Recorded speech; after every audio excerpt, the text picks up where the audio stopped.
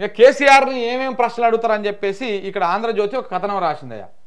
ఇగో కాళేశ్వరాన్ని ఎప్పుడు ఆమోదించారు, మంత్రివర్గ ఉపసంఘం ఎప్పుడు ఏర్పాటైంది, సబ్ కమిటీకి బ్యారేజీలకు సంబంధం ఉందా, మాజీ సీఎం కేసీఆర్ను ప్రశ్నించనున్న కమిషన్, రకరకాల వాంగ్మూలాల నేపథ్యంలో పక్కా ఆధారాలతో ప్రశ్నించాలని నిర్ణయం, నేడు విచారణకు హాజరు కానున్న కేసీఆర్, ఆయన ఏం చెబుతారనే దానిపైన ఉత్కంఠ, ఫామ్ హౌస్లో మరోసారి హరీష్తో సుదీర్ఘ చర్చ, బీఆర్కే భవన్కు భారీగా బీఆర్ఎస్ శ్రేణులు, కేసీఆర్కు మద్దతుగా కవిత అనుచరులు కూడా పోతా ఉన్నారు.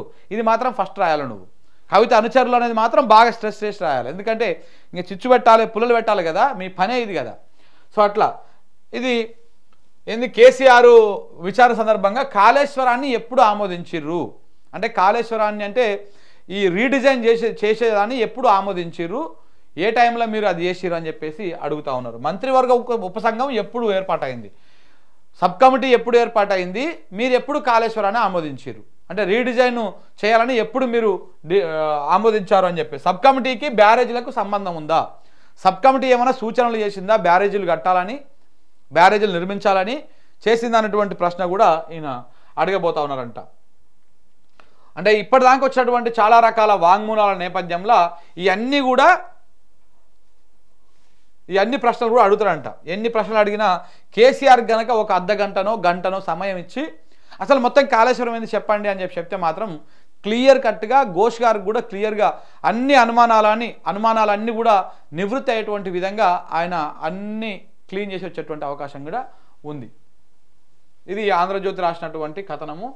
ఇంకా ఇందులో ఏమైనా రాసిరా, కేసీఆర్ విచారణ నేడు జస్టిస్ ఘోష్ కమిషన్ ముందుకు కేసీఆర్ ఉదయం 11:30 విచారణ ప్రారంభం, ఆయనతో పాటు పలువురు ముఖ్య నేతలు వెళ్లేటువంటి అవకాశం కూడా కనపడుతుంది. కాళేశ్వరం పైన విచారణ తుది దశకు చేరుకుంటోంది. ఇన్నాళ్ళు అధికారులు నిర్మాణ సంస్థ ప్రతినిధులను ప్రశ్నించిన జస్టిస్ పీసీ ఘోష్ కమిషన్ ఇటీవలే మాజీ మంత్రులను విచారించింది. బుధవారము మరి మాజీ మంత్రులను విచారించింది, కానీ అదే సబ్ కమిటీలో ఉన్నటువంటి తుమ్మల నాగేశ్వరరావు గారిని ఎందుకు విచారించలేదు, దేనికి విచారించలేదు? ఇప్పుడు సబ్ కమిటీలో ఉన్నటువంటి హరీష్ రావు గారిని విచారించింది, ఈటలను విచారించింది, మరి తుమ్మలను కూడా ఎందుకు విచారించాలి? ఆయన కూడా విచారించాలి కదా, అదేందో మరి. బుధవారం మాజీ ముఖ్యమంత్రి కేసీఆర్ను క్రాస్ ఎగ్జామినేషన్ చేయనున్నది. బూరుగుల రామకృష్ణారావు భవన్లో ఉదయం 11:30 ఈ విచారణ ప్రారంభం కానున్నది. మేడిగడ్డ బ్యారేజ్ కుంగడం, అన్నారం, సుందిళ్ల బ్యారేజీలకు సీపేజీ నేపథ్యంలో గత ఏడాది మార్చిలో సుప్రీంకోర్టు మాజీ న్యాయమూర్తి జస్టిస్ పీసీ ఘోష్తో ప్రభుత్వం న్యాయ విచారణ కమిషన్ను ఏర్పాటు చేసింది. అప్పటి నుంచి బ్యారేజీ నిర్మాణ ఇంజనీర్లు, quality control, operations and maintenance, central designed organisation, నీటిపారుదల, ఆర్థిక శాఖల అధికారులు, నిర్మాణ సంస్థల ప్రతినిధులను విచారించడము, వారి నుంచి అఫిడవిట్లు తీసుకొని క్రాస్ ఎగ్జామినేషన్ను సైతం పూర్తి చేసింది. ఈ నెల 6న ఆర్థిక శాఖ మాజీ మంత్రి ఈటల రాజేందర్ను, 9న నీటిపారుదల శాఖ మాజీ మంత్రి హరీష్ రావు కూడా విచారణకు హాజరయ్యారు. ఇప్పటి వరకు మీడియా కమిషన్లోని ఇంజనీర్ల సమక్షంలో విచారణ జరిగింది. నేడు కేసీఆర్ విషయంలో ఇదే పద్ధతిని అనుసరిస్తారా, లేక కేవలం కమిషన్ అధికారుల వరకే పరిమితమై ఇన్ కెమెరా విచారణ, క్రాస్ ఎగ్జామినేషన్ చేస్తారన్నది చూడాల్సి ఉంది. పార్టీ నేతల చర్చలు.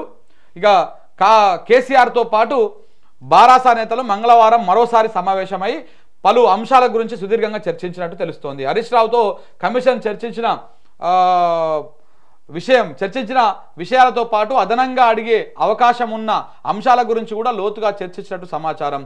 బుధవారం కేసీఆర్ వెంట పార్టీ ముఖ్య నాయకులు కూడా రానున్నారు. విచారణ సమయంలో పరిమితంగా కొందరిని అనుమతించే అవకాశం ఉన్నందున 9 మందితో కూడిన జాబితాను ముందుగానే ఇచ్చినట్లు తెలిసింది. ఇందులో హరీష్ రావుతో పాటు మధుసూదనాచారి, ప్రశాంత్ రెడ్డి, వద్దిరాజు రామచంద్ర, పల్లా రాజేశ్వరరెడ్డి, పద్మారావు గౌడ్, బండారి లక్ష్మారెడ్డి, మహమూద్ అలీ, ఆర్ఎస్ ప్రవీణ్ కుమార్లు కూడా కేసీఆర్తో పాటు లోపలికి వెళ్ళేటువంటి అవకాశం ఉన్నది.